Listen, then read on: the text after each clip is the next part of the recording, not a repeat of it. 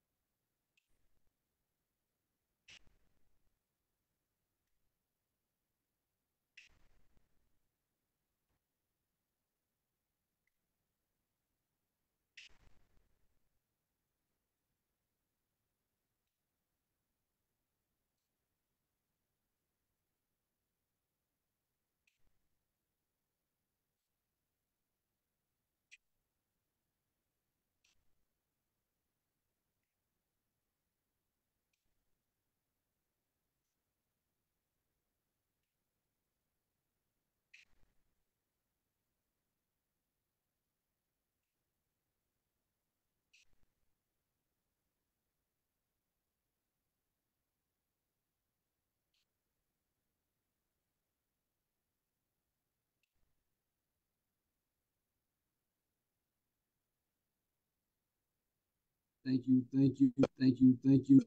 all for patience. And welcome back. And thank you all for joining Austin Coming Together, aka ACT, in the Austin Community Hub for another Hub 101. My name is Imani Moore, and as some of you may be familiar with ACT already, ACT is a backbone agency for collective impact, serving a network of nonprofit, faith-based, public, and private member organizations. As a part of ACT, the Austin Community Hub is a safe space to intentionally and thoughtfully engage disconnected families and individuals in collaboration with our member base to securely connect community members to holistic services such as career counseling, housing, continuing education, legal assistance, and much more. Part of these services include informing our community members about the different organizations that we work with and the great resources and programs that they have to offer. So we created Hub 101s.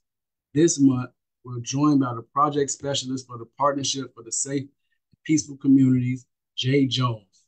Jay will begin with a presentation and inform you all about 2024 Safe and Peaceful Communities Grant. We will then have a chance for any questions after the presentation.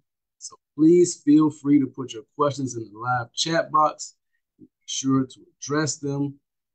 Without no further ado, this is Jay. The floor is yours. Thank you, Imani. Welcome, everyone. I'm Jay Jones. As Imani said, I'm the project specialist for the Chicago Fund for Safe and Peaceful Communities. I have the honor and privilege of stewarding the Chicago Fund, which is $1 million fund that makes up of 250 organizations that are looking to create safe and peaceful communities in one of the community areas in which we serve. Today will be a day of just learning more about the Chicago Fund. I'll give you guys some information on how to apply. I'll also be sharing some tips and trips of the grant portal, and we'll take a little a journey to show you guys in real time the process. So I'm excited to get started. Imani, am I ready? Okay, so I'm going to share my screen. And first, I want to kick us off with a little video. This video was commissioned a couple years ago, but it level sets what the Chicago Fund is looking to do and how we're looking to make impact in the Chicagoland area. So I'll kick us off with a little video, and then we'll jump right into the presentations. As Imani said, if you guys have questions or if you have any comments along the way, please drop them in the chat and we will answer them in the end. Thank you, guys.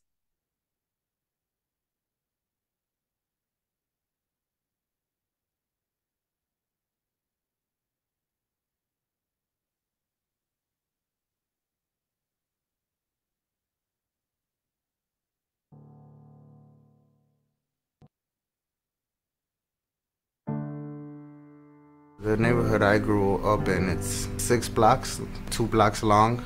Everybody knows each other, everybody's close to each other. Kids from my area, we don't leave the neighborhood. We all we got. I was at work one day and having lunch with ladies And there were 4 of us at a table, and 3 of us had lost a child to gun violence. 3 out of 4. I think people are banging their heads against the wall trying to figure out what is causing all of this violence in the city of Chicago. People are frustrated. People are trying to figure out ways to even just stop it on their block. How can we empower them to create a better experience in their own community? Instead of doing things for people, to do things with people, because the people who you're trying to quote unquote help, they are the ones that need to be empowered to lead themselves. Every week, I'm somewhere with someone who's making a difference. I think it's important for young people in general to see leaders and people who look like them that they didn't imagine would be in roles that they're in. It's true, you can't be what you can't see. So if you're not exposed to it, how do you even know it exists? I see small organizations, I see people coming together and really believing that they can be a force for change. Things are changing in this community. People are changing. The minds of the people are changing.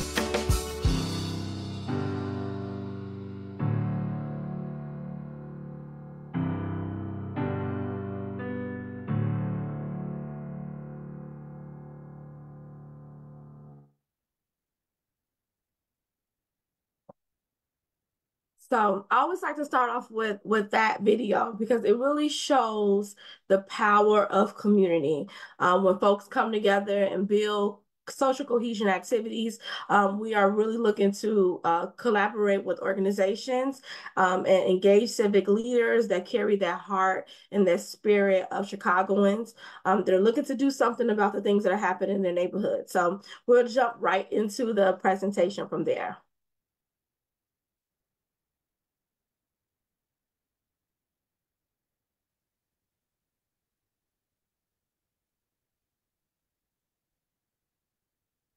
Okay. The neighborhood I grew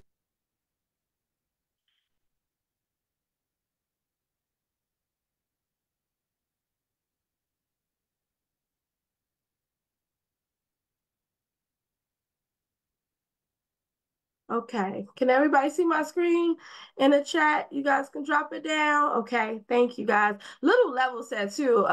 We're live, so I can only see Imani. So I'm gonna depend on Imani to show me what you guys are saying. If anyone on this live knows me or was one of my parents, I was a 3rd grade teacher, so I love a little call and response. So Imani will be my help to navigate to make sure that we're all good here. Okay. So, welcome to the Chicago Fund for Safe and Peaceful Communities. This is the 9th year that we are launching, and we are very excited about this year. We had some historic moments last year. We disseminated $3.3 million to 253 organizations. That was the largest that the Chicago Fund has distributed in its 8 years of implementation up until that point. So we're really excited about launching it in this 9th year and looking to engage more community members and just more activities across the city. So here's our agenda. I've already welcomed myself. I'm Jay Jones. That's Imani. We'll talk a little bit about the purpose of the fund, a little bit about the framework, the process, and then we'll dive a little bit into how to apply. So the purpose of the fund, so the Chicago Fund was designed to be a rapid response grant opportunity to support community-based actions and activities that make neighborhoods safer. We are engaging grassroots organizations that take powerful on-the-ground action. So grassroots organizations that are hyper-local, that are exactly where they live, where they work, where they play. And we're looking to build community cohesion and promote safety and peace. That's the purpose of why we do what we do, right? So we're looking to engage grassroots organizations that are hyper-local, that want to build community cohesion and also promote safe and peaceful communities. The framework. So these are 7 field principles that we took from Dr. Carl Bell. So Dr. Carl Bell was a great and pretty iconic figure in our Chicagoland social impact sector. And he created these 7 field principles on how to engage youth and also create safe communities. And so we're looking for organizations that want to partner to do activities that hit on one of these field principles. So rebuilding a village, creating a sense of community, providing access to resources for increasing knowledge, providing a sense of connectedness, providing opportunity to learn social and emotional skills, providing opportunity to increase self-esteem, creating intergenerational opportunities, and provide an adult protective shield and minimize trauma. One of the most common questions I get is does our organization, does our project have to hit on all of these 7 principles? The answer to that question is no. So some organizations, some activities may hit on 4 or 5 of these principles at once, but there's no need to have it up. You don't have to have a project that hits on all 7, right? So we know that when you're providing connectedness, you also typically are creating and building a village. Or when you're providing social emotional learning skills, typically that helps to create intergenerational opportunities and provide an adult protective shield, right? And all of that helps to minimize trauma. So we really want to partner with organizations that have 7 field principles in mind when creating activities, when creating projects and programs this summer and early fall.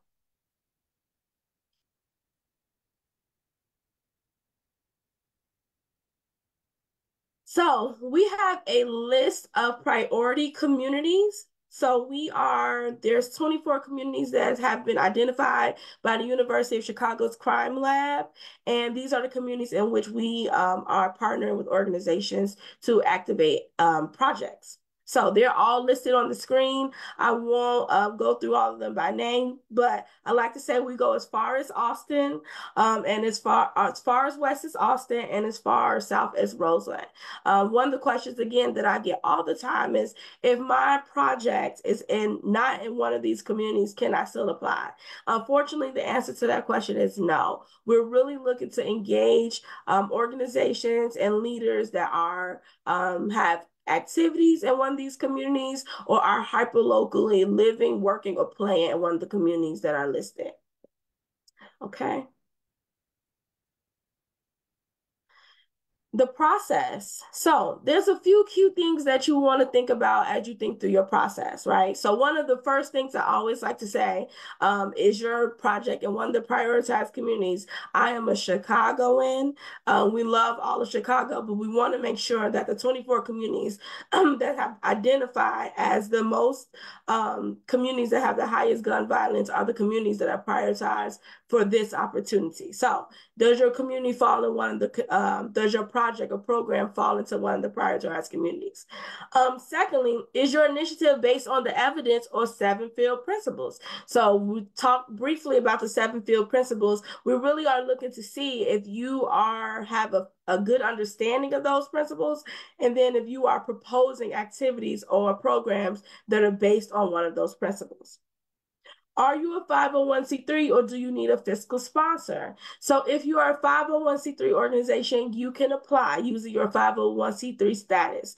If you are not a 501c3 status, if you are an engaged civic leader in your community and you have been doing the good work and still want to apply, we have 2 different fiscal sponsor opportunities that we partner with. So that's Resilience Partners and also the Moreau Foundation. The Chicago Fund absorbs the cost of those fiscal sponsorships. So our grantees that are awarded do not have to pay any fiscal sponsor fees if you are choosing to use one of the fiscal sponsors that we provide.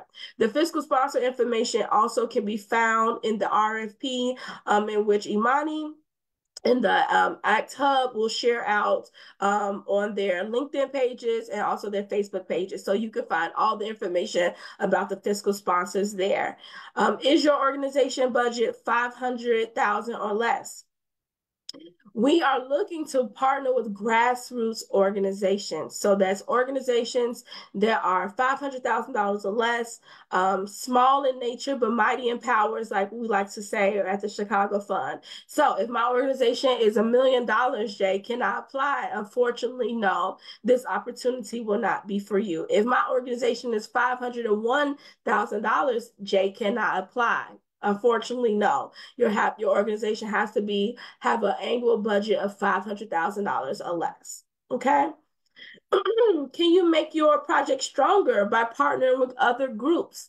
This is a great question to ask yourself as you're thinking through the process. We encourage community partners. In the true nature of community work, we know that anything we're doing is going to be stronger with community partners. Okay. So we encourage that. We encourage you guys to seek partnership, to think about the partnerships that will make your organization stronger, your project stronger, and how you guys can collaboratively come together to create something that would be successful and impactful for your communities.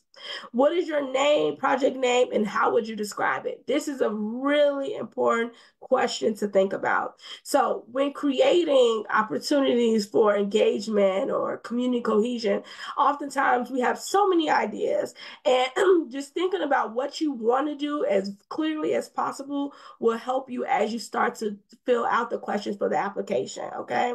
So I encourage people to really spend time thinking through what your project is and how would you describe it to others, and then that will translate into a healthy application.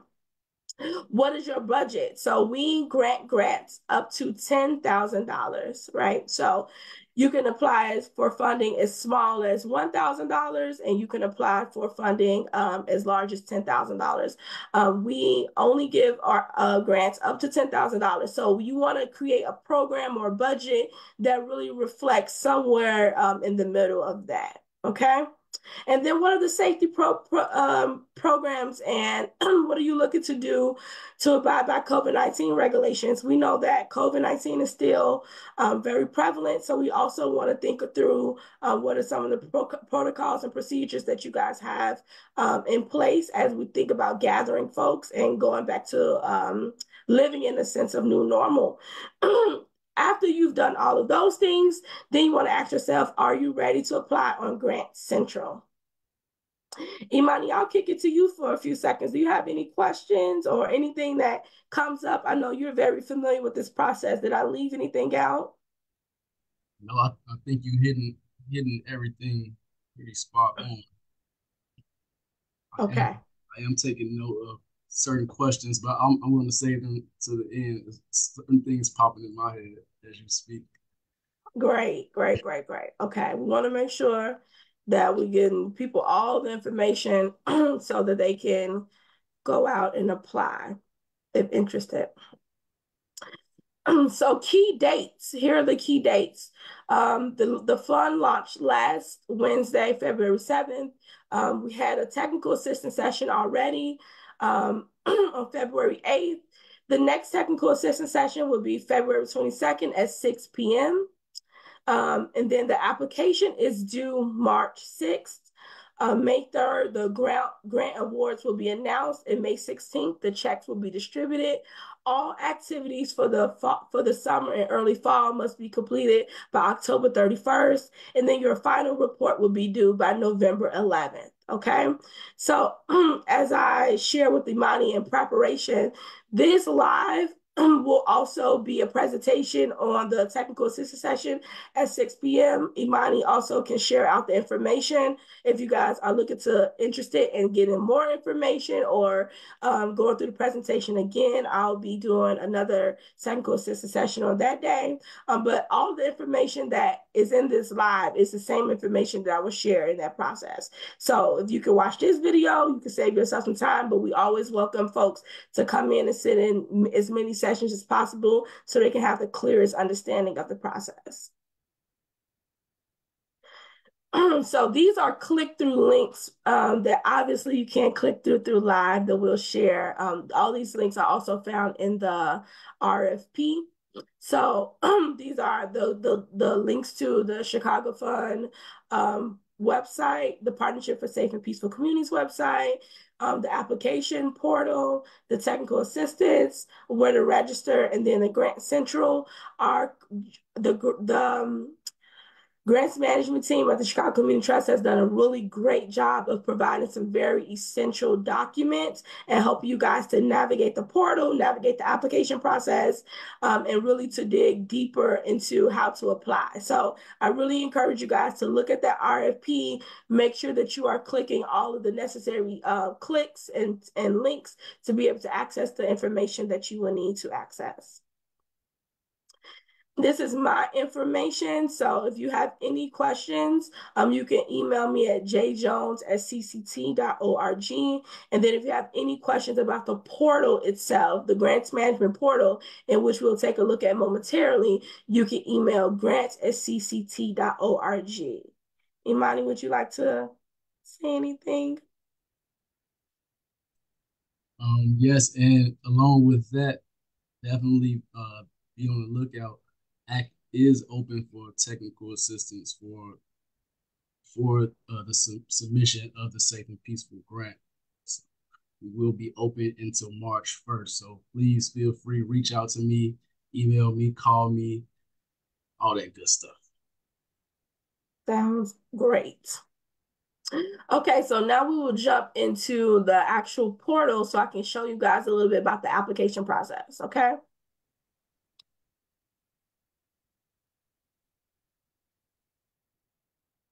Are there any questions before we do that, Imani? I don't want to take the folks too fast. No questions. Yeah, we are starting to get some in the chat, but I believe you might answer them as you show this portal. So okay. All right, you guys, if you have questions, drop them in the chat and I will share my screen once more so that we can move through the presentation. Let me just move some things out the way. Okay. Okay, 1 second. Exit my screen.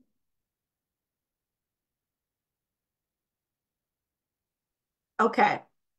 So as we were talking, this is the online RFP. So RFP stands for request for proposal. So here's the online RFP in which we talked about. You can find all the click-through links.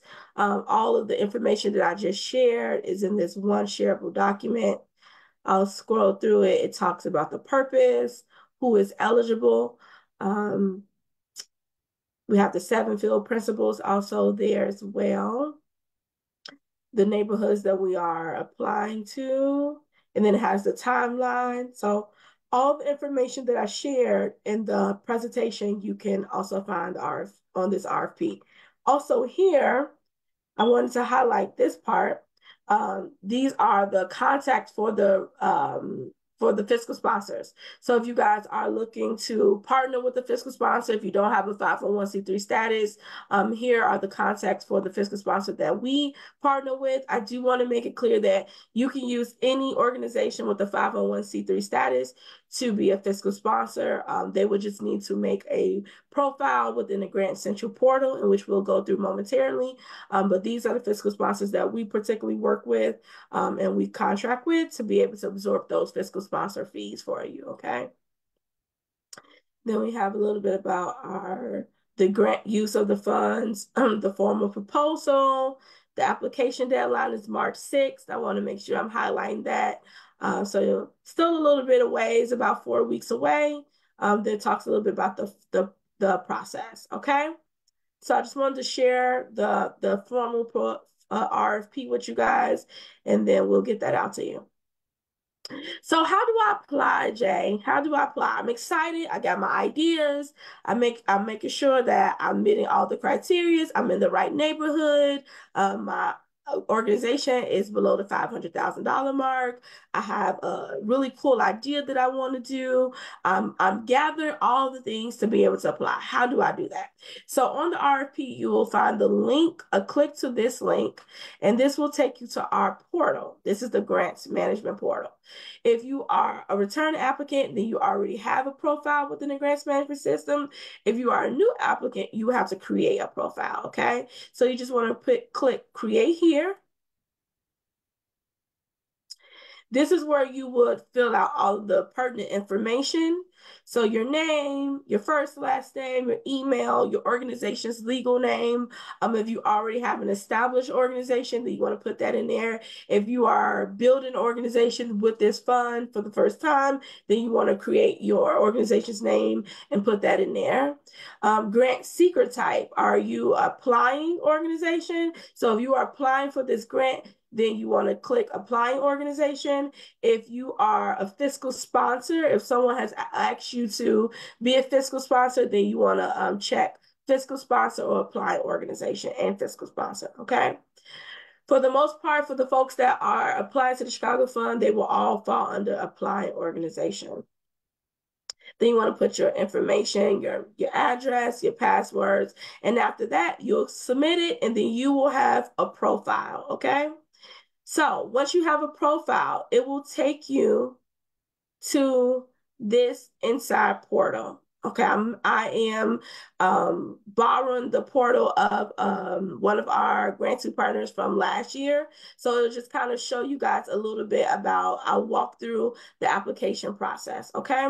So you're gonna have your organization's profile, and this is where you will find all of the information that you will need in order to complete. So your organization profile will have your organization's information, the community served, the community demographics, your focus populations, your organization's history, your leadership and staff, and then the financials, okay? So all of the organization profile is really completing those different tabs, okay? Then once you complete those different tabs, you're gonna click here to say validate and certify. Then you will be able to move on to the application process. All right. So once you fill out all of those tabs, then you're ready to validate and certify. In this tab is the uploaded files tab. And the uploaded files tab you will find, I'm going to click it for sake of this presentation.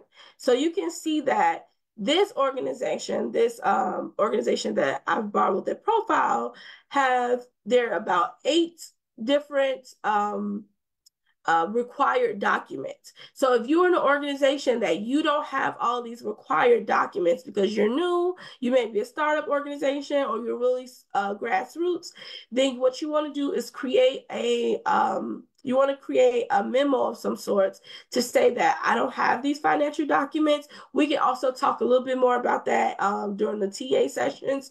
If you guys sign up on February 22nd, we'll walk a little bit more in depth about the uploaded files, and then a little bit more in depth about the portal itself, okay? So I just want to give you guys a little familiarity with the portal. So once you guys fill out the portal should take about an hour and a half, maybe 2 hours to fill out in its entirety. Then once you fill out the portal, then you're ready to look at current opportunities. The current opportunities is where you will find the actual application, okay?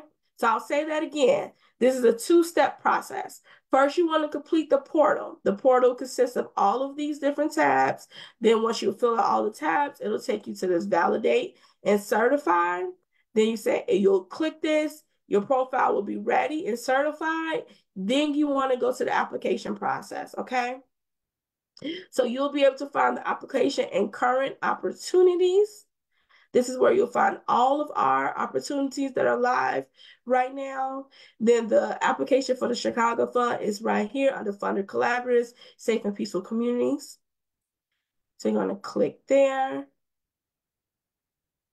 Okay, so in this process, you will find all of the information that we've already discussed. This is all the information from the RFP. So if you guys need a refresher, it's right here in the actual application, okay?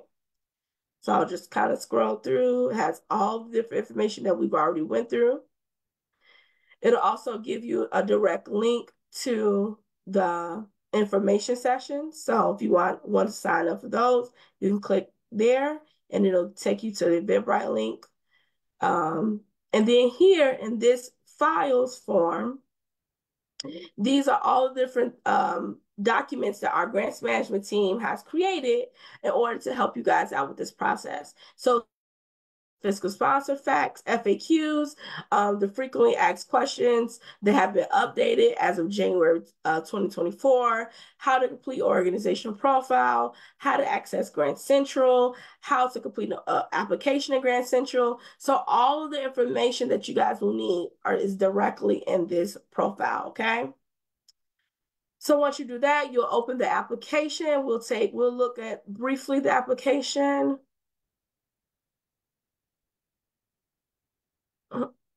So the application is a rather simple application. So we like to say that we try to make this a low barrier process for organizations that want to apply. So here you're just clicking the organization or the community, that you guys are looking to partner with and do activities in. Then you want to fill out the question, how is your organization qualified to complete the planned activities? Give a brief history of your existing programs. You want to think a little bit about that process. And then you want to think about the project details. So I'll take you to the project details, just so you guys can have a more robust understanding. It's taking a little bit time to upload. The project details go through what is your anticipated outcomes. Also, it goes through what are your planned activities. So in this section is where you want to really put more concretely what your planned activities are, what's your anticipated outcomes. And then we also added a question this year, what is your quantifiable reach? Okay, so when thinking about your program, your process, your project, what are the number of people that you would like to reach, right? So if you're doing a block club party and you're applying, how many people live on that block? How many people from the neighborhood are you expecting? If you have a youth program, how many kids will be enrolled in that program? If you have an elder program, how many elders are you looking to reach and also bring into the fold throughout the summer and fall? That quantifiable number, it should be including all of the folks that will participate at some point from the start of your program to the end of your program, okay? So the application details is taking a little bit of time to upload. So maybe we'll just skip on to that. So review and submit. And I just went through all the application details for you guys. So, but if you guys, once you get in your portal, you'll be able to see it. But for the sake of time, we'll go on to review and submit. Lastly, the application details is your budget. So you want to think, we talked a little bit about your budget. We give grants up to $10,000. So we like to think that organizations will create programs and projects that are within that budget amount. And there's a little blurb about your budget narrative and also how much money are you requesting. You don't have to request the entire 10. You can request 5, you can request 3, you can request 7. It all depends on what your project scope is, but the max amount that you can request is $10,000, okay? And so here, once you're ready, once you filled out all the application questions, you're ready to go, you want to press review and submit. If you are ready to submit, then none of these different flags will be on your screen. It will simply say, I'm ready to review, you're ready to submit, you'll click the button and then you'll press submit. If you are receiving any of the different prompts here, that means that you haven't completed something and that's sending you back to your application, okay? So once you review and submit, then you're ready to go. You'll receive an email confirmation saying that your application has been submitted, and then you know that you have completed the process from start to finish, okay? So I do want to say a few caveats. Our system does not auto-save. Okay, you can save it along the way. However, it does not auto-save. So I encourage applicants to have a working document that they work in, a Word document or a Google document that will save your work, and then copy and paste your work once it's, ready. for submission. Okay, we don't have any character limits.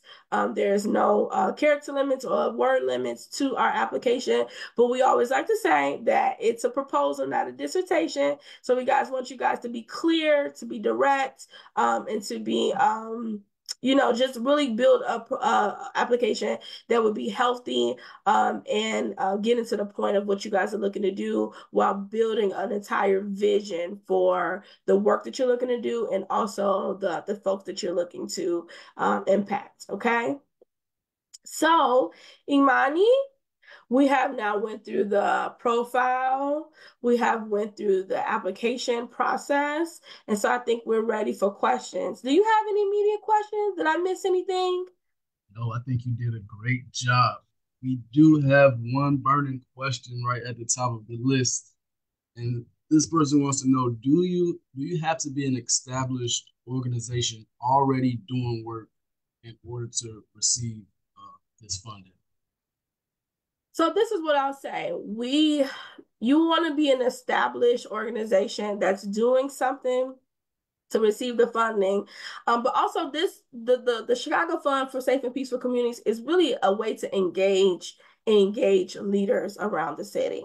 So an established organization can also look like an organization and that has been operating as a 501, operating with the nonprofit tentacles without necessarily being a 501c3. So if you guys have been doing programs for youth, if you have been paying kids out your own pocket or doing festivals or doing activities where you're kind of crowd sharing the responsibility with neighbors and things like that, that also serves as a way to engage folks, and this opportunity could come alongside of those efforts. Okay, so we really want to activate folks that are engaged, and really partner with them to be able to have funds to do the work that they're doing or dream another vision for their communities.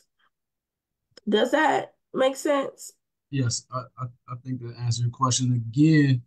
We're ending at 12 today, so please don't hesitate to put those questions in the chat. Next question. So I know you have to be a nonprofit or a 501(c) organization, but can you partner with for-profit businesses that's in the community, or churches and entities of that nature? So I'll say that partner with, yes. Have them apply on your behalf or apply for the fund, no. So if you have a business, say for example, if you are in North Lawndale and you want to reach out to Be Love Cafe and do a workshop there, or have someone from that business to come and talk to the youth or come to the community, that partnership is welcomed. Or Wintrust Bank or any of the corporate partnerships, we welcome those type of connections, but we can't grant monies to LLCs or any business accounts or things like that. We only grant grants to 501c3s, established organizations. And does that logic apply to the operational budget? Say I'm a small org, but I want to collaborate with an organization who's operating on a budget that's higher than that 500,000. Are those type of connections possible? Yeah, so you can collaborate with whoever you choose to collaborate, as long as the applying organization is less than $500,000. So again, taking our corporate, neighbors here in Chicago, if you want to collaborate with, say, I'm thinking Walgreens, right? If you have a connection with Walgreens and Walgreens have a really great person there, and you want to collaborate with them on some things, and you can do that as long as your organization is a grassroots organization underneath that $500,000 mark. And I have a question here. Someone in the chat wants to know, how do applicants identify the partners that they want to work with? Is there a certain criteria or? Yeah. So that's a really great question. We rely on, so this opportunity is really for folks who are hyper local in nature. So people who know their communities, people who know their neighbors, people who know the players in which that are also establishing safety or looking to improve the quality of life of folks where they are applying to. So we really depend on the expertise of the grantee to tell us who are in their networks to be able to establish that. Some of the things that are very, if you want to be established in your community and know that communities have anchor organizations. I know that Austin Come Together is an anchor organization in the Austin community. So if you don't know who's in your backyard, I would encourage you guys to look at those anchor organizations that may be across the city in one of the 24 areas and connect with them. And then they can also help you build your network and connect with those who are doing similar work or who are looking to do similar work. Okay, I have another question. It has become apparent that we lack technology and surveillance in our communities. Can funds be used to install cameras around our homes and assist in solving crime? That's a great question. So we are particularly looking to fund activities that build social cohesion and community. So if there is activities that do that, that's what our priority will be. And anything that kind of you need to do that is what we're looking to partner with organizations to do that. So the immediate answer that I would give would be no, but we are, because we're putting our priority in building community and social cohesion. But I do want to say that there was a city program that was giving funds to neighbors and residents. So I would encourage you guys to look into that if that's something that you are interested in. I don't know if it's still going on now, but if it was about a couple months ago, maybe a year ago. So I would encourage you guys to tap into the resources from your aldermans or also city government to do that. And also, we have a question: Can these funds be used to do things like pay employees, offer stipends, uh, things like payroll, and things such as that? Yeah, so these funds can be used to offer stipends. Also, we encourage folks to really think about the entire breadth of the programs that they're looking at. So social cohesion activities they require materials, they require staff time, they require tangible things like food, right? We know that folks, if they want to come together, you got to feed them. If you also want to come together, they need somewhere to sit or they need activities to do that. So we're always looking at organizations that are proposing what they're going to do with the funds very clearly. But we also encourage folks to have stipends or things like that set aside if your program calls for it. Right. Next question. Okay, it's a good question. Will gap funding be available for those who are awarded the grant this year? That's a great question. That must be a returning applicant. So hi, welcome. Right now we are in the process of making sure that all of our resources can be channeled in the traditional grant making form of the Chicago Fund. We are really working hard to make sure that we can establish a process that will make this process as easy as possible for applicants and also our staff and team. So the short answer to that is stay tuned. If there are an additional funding opportunities that come along, I will send them out to everyone. But right now, we're looking to really make sure that this process can be as streamlined as possible and give folks the opportunity to plan forward without having to plan on the back end. And do you all provide funding to get storefronts or space like things that involve property inside of the community? So the Chicago Fund specifically does not fund any development projects or capital projects, things like this. This is a programs-based funding opportunity, a project-based funding opportunity. But I encourage you guys to look at the other funding opportunities that may come up on the Chicago Community Trust, or reach out to other foundations that may be more aligned with those type of projects. Yes, just to echo the same thing Jay just said. Yes, you're encouraged to do activities and programming that will build safety and cohesion throughout the summer months. So just start to think of things along that lines.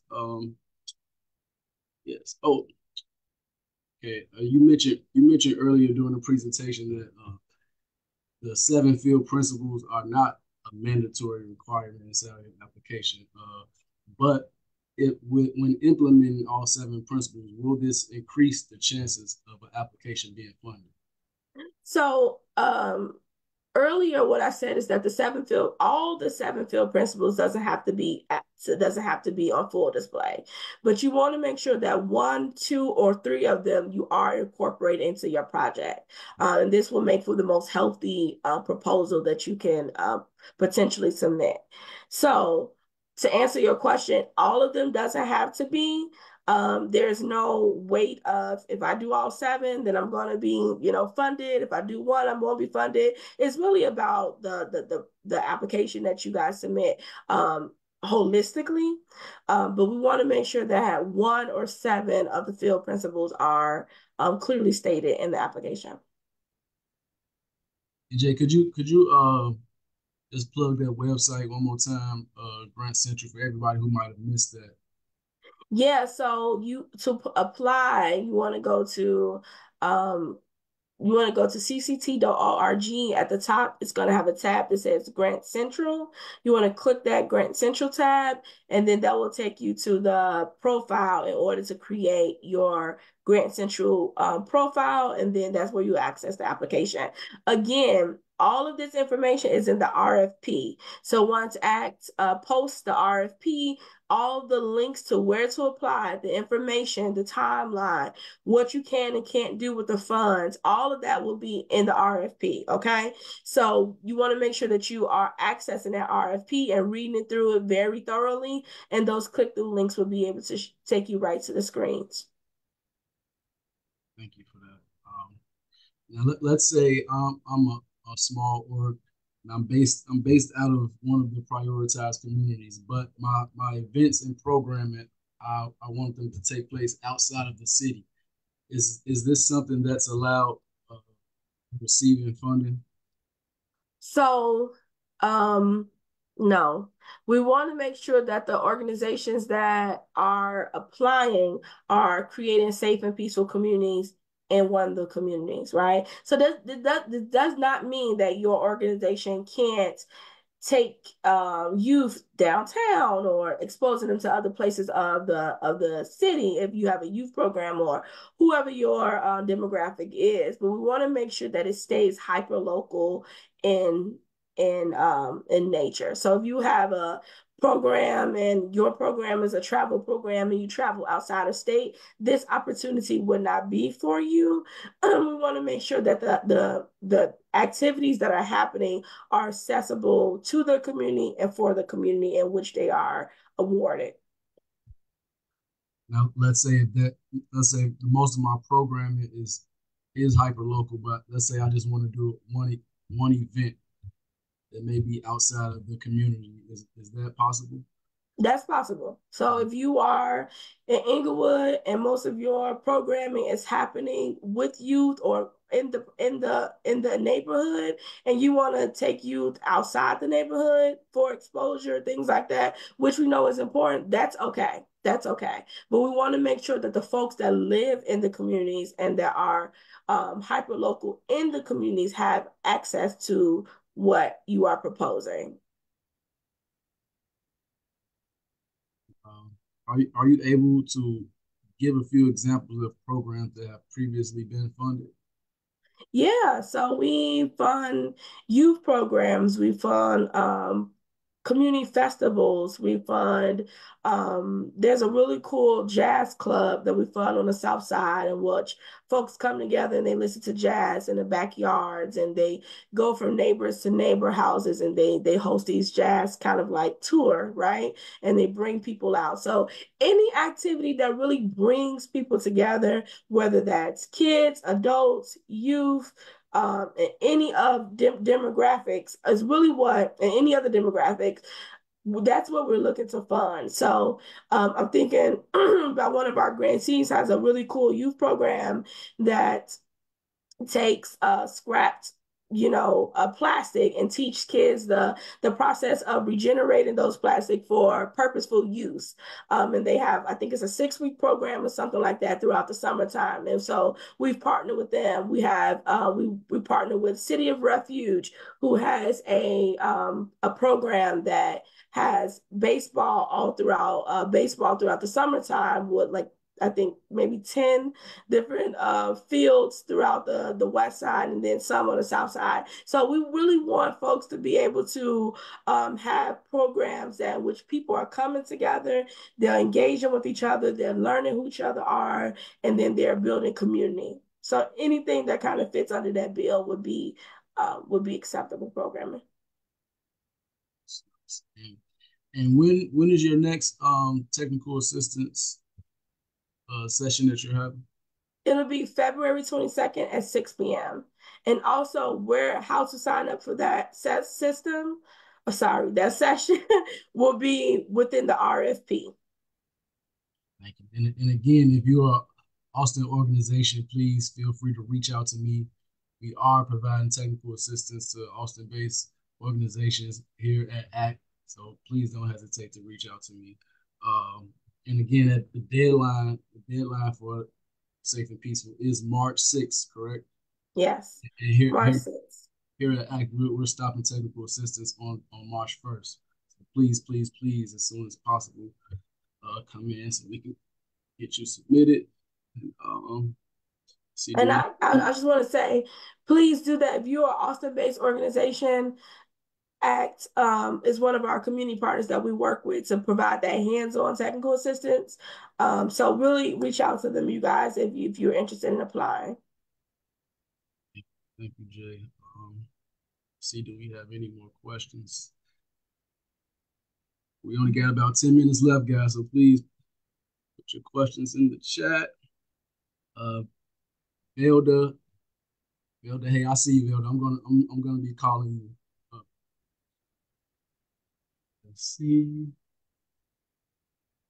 Okay, all right. If denied for the grant, will there be some sort of explanation in my denial to let me know what I can do better in the future, or how does that process work? If you can speak to that. Yeah, that's a great question. So if you are denied for the Chicago Fund, I always encourage organizations to reach out to me and email me, and I would love to have the conversation more in depth about the decision that we came to regarding your application.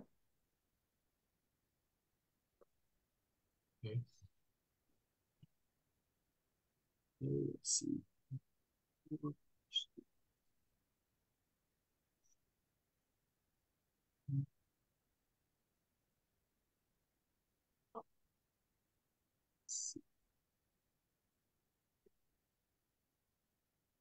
Okay. All right. We got one more question. You know, you touched on this briefly before, but it's about the prioritized community. So let's say I'm not my organization isn't based in one of the 24 prioritized communities, but the work that I do, that's where it primarily takes place at. Are these kinds of orgs able to submit and apply? So, if this is your question, if you could provide a little bit more. So what I think what you're trying to say is, if my organization is, for an example, located in Rogers Park, but we have programming that is in Inglewood or back of the yards or something like that. What I will say to that is that clearly state that your organization is not in the prioritized community, but also making sure and be clear that the constituents that are part of your program are from one of those 24 communities, right? So if you travel to the community in order to do programming, but you're not necessarily like there all the time, or like you live there, you work there, things like that, that's okay to apply because your programming does take place in one of those communities. But you want to be very clear about that distinction of I'm not based here, but I do programming here, and the people in which I serve are also based here. Okay, that's okay, but we want to be clear about that in the application process so that there's no fogginess around the centralization of where your program is and the people that it affects. And someone also wants to know, can they split the grant funds in between two events? Yeah. So however you do your budgeting and for how many projects, programs, sessions, that's really totally up to you to kind of like decide and propose. So if you want to do a 4-day event and you want to do 1 day per month or something like that, you would write a proposal that was for the total of those 4 days. And we have one, two, three,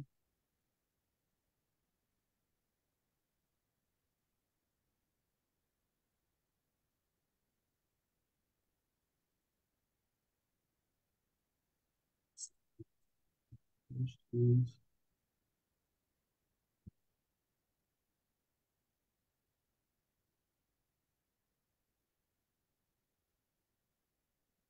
Any more questions?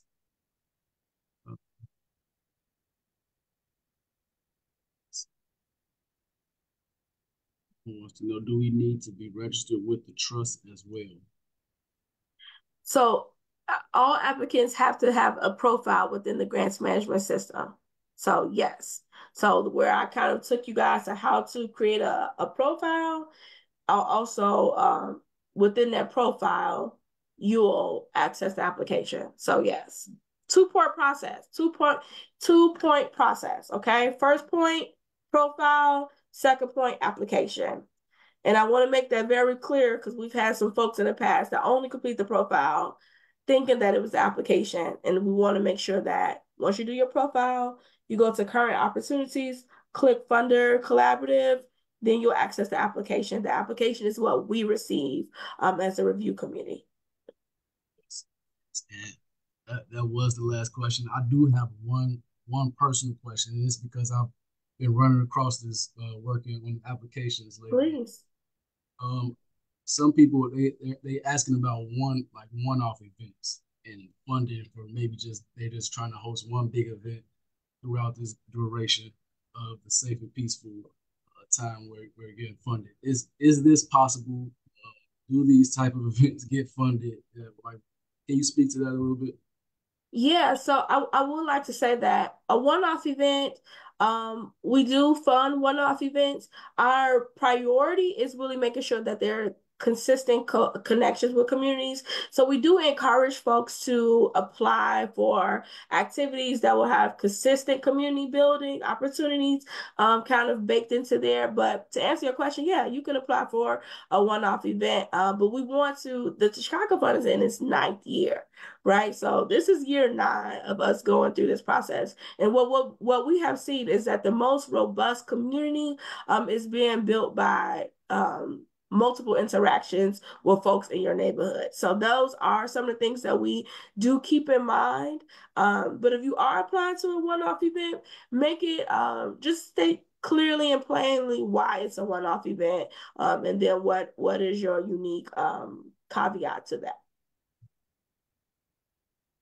Well, thank you. That was the last question.